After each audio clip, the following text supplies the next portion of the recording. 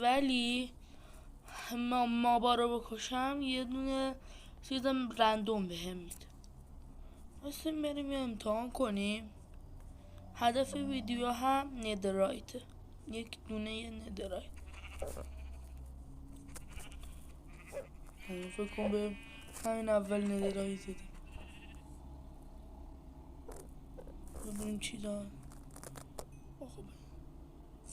خب بچه ها بریم چوب بزنیم که یه دونه شمشیر چوبی بسازیم، شمشیر چوبی بسازیم که راحت تری از ماوا رو بکشیم. خب بذاریم چوب بزنم.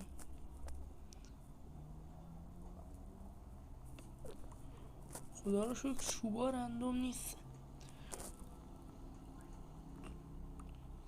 یه دونه بزنیم. اول اینا رو همه رو یک رفتیم.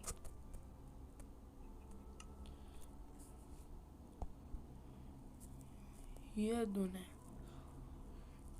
تبر میسازیم، یه دونه شمشیر،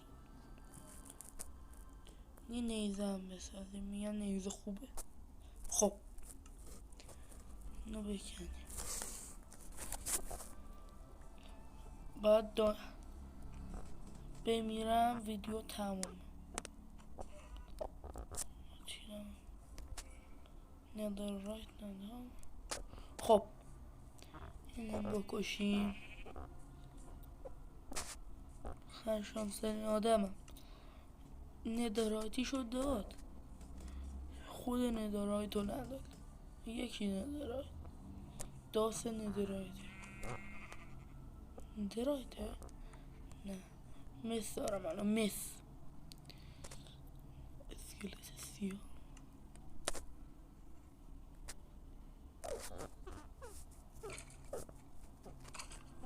حالا باید بکشی.